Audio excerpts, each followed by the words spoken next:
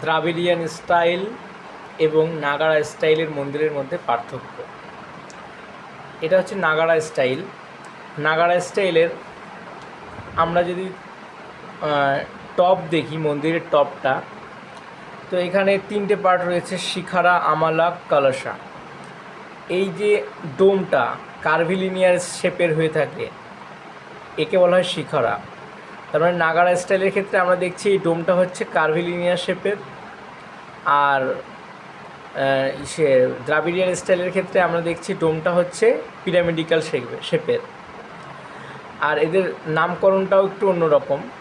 এই যে ডোমটা, এই ডোমের নামটা নাগারা স্টাইলের ক্ষেত্রে হয়ে যাচ্ছে শিখরা, কিন্তু দ্রাবিড়িয়ান স্টাইলের ক্ষেত্রে ডোমের নামটা থাকছে বিমান।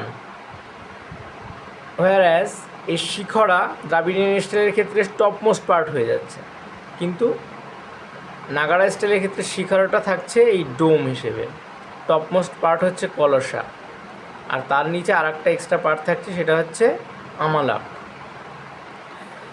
তো এটা গেল টপ পোর্শনের ডিফারেন্স। তারপর আসছি গর্ভগৃহ। গর্ভগৃহটা কিন্তু দ্রাবিড়িয়ান স্টাইলের ক্ষেত্রে কোনো কম্পালসরি পার্ট নয়, এটা নাগারা স্টাইলের একটা স্যালিয়েন্ট ফিচার। এটা নাগারা স্টাইলে থাকতেই হবে গর্ভগৃহটা। তারপর চলে আসছি ওয়াটার ট্যাঙ্ক। ওয়াটার ট্যাঙ্কটা হচ্ছে দ্রাবিড়িয়ান স্টাইলের ক্ষেত্রে একটা কম্পালসরি অংশ, এটা একটা স্যালিয়েন্ট ফিচার, যেখানে নাগারা স্টাইলে এটা কম্পালসরি হিসেবে থাকে না। আর যদি গোপুরম দেখি, এন্ট্রান্স গেটওয়ে, সেটা দ্রাবিড়িয়ানের স্টাইলের ক্ষেত্রে এটা হচ্ছে কম্পালসরি অংশ, এটা থাকে, স্যালিয়েন্ট ফিচার হিসেবেই থাকে, কিন্তু নাগারা স্টাইলে আমরা সেরকমভাবে গোপুরম দেখতে পাই না। তারপর যদি দেখি ওয়াল, যে সারাউন্ডিং ওয়ালটা, সেটা হচ্ছে দ্রাবিড়িয়ান স্টাইলের ক্ষেত্রে কম্পালসরি অংশ হিসেবে থাকে, কিন্তু নাগারা স্টাইলের ক্ষেত্রে এরকম কোনো ওয়াল থাকে না।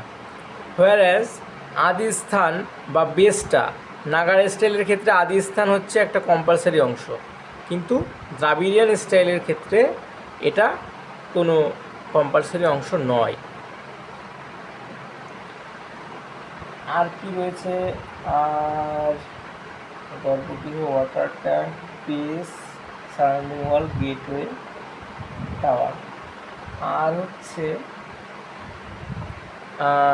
এন্ট্রান্সের ক্ষেত্রে আমরা যদি দেখি, দ্রাবিড়িয়ান স্টাইলের গেটওয়ের পরে, গেটওয়ের বাইরে যে গেটকিপার হিসেবে বা দ্বারপাল হিসেবে ফিয়ার্স মূর্তিগুলো রাখা হতো।